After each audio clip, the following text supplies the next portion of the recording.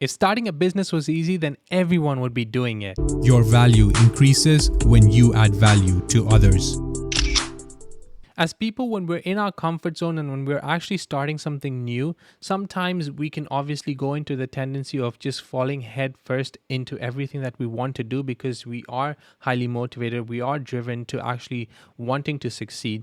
So we end up wanting to make sure that we do everything right, but we take it for granted that things might come easy. Nothing in business or nothing in your new project or nothing out of your comfort zone, when you do move out of your comfort zone, is going to come easy, because everything has its own challenges and you'll never know the challenges unless and otherwise you go ahead and step into it.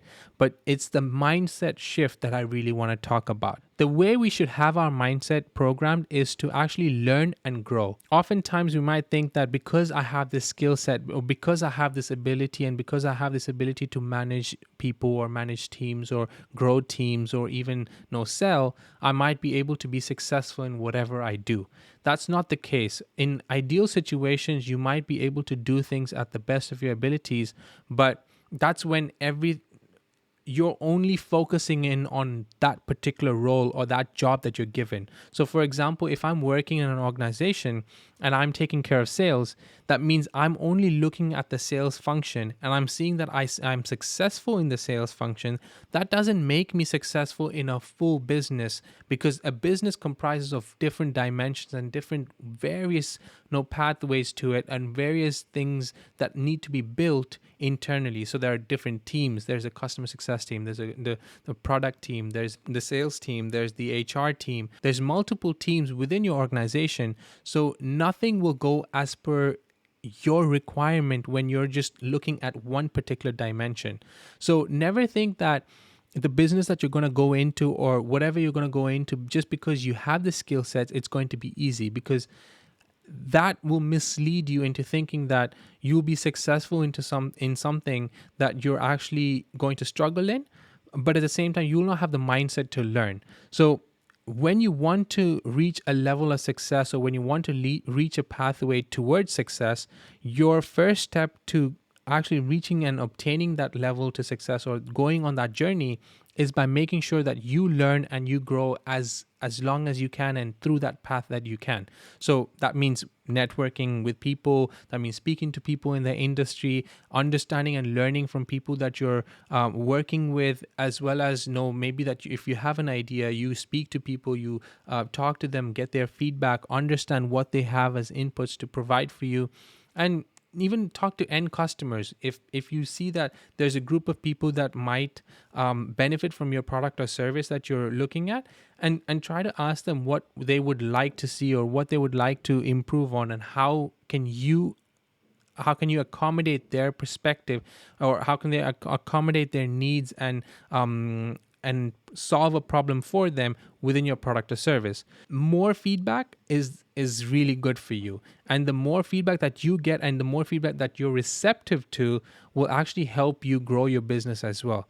So recently I heard someone talk about being able to set your business model before you go into setting your product or the service that you're going to sell. That could work for some people, because if I have a certain strength and if you have a certain strength, you can set your business model around the persona that you are, or the person that you are, and and really your personality will merge within that the business as a whole, when you're setting based on, I can sell subscription services. So for example, I'm going to have a business that really doubles down on subscription services. That doesn't make me good at building products, but if I focus on a product that has subscription services, I know I'm going to be successful in it. You're increasing your chances of being able to be successful in that particular field or domain that you're going to go and enter. By doing all this, or by making sure that you can have these shifts and changes and these minor changes that you do, because obviously people, when they go into the business field, they take a product or service that they feel that they can confidently build, and then they go ahead and create their business processes and their organizational structure and so on. So working vice versa, or working in reverse, could actually be your answer. And And this could be your answer because you will know your strengths and you'll work based on your strengths. So always keep putting in that hard work. And whilst putting in your hard work, think about how you can actually improve and improvise and actually pivot in small, minor ways to make this product or service successful. A good example is to be able to understand your customers, but at the same time, whilst understanding your customers, you can also understand how can I sell to maybe different people outside that original customer base that you've set up. Like, let's say for example, you're a business to consumer model and you're selling to B2C customers directly. And how can you make deals, or how can you make partnerships with organizations, or how can you make partnerships with other businesses to actually sell? So you're increasing the chances of you being successful, and this could be in different dimensions, and you're parallelly working towards growing that business and working towards a success and growth of the business.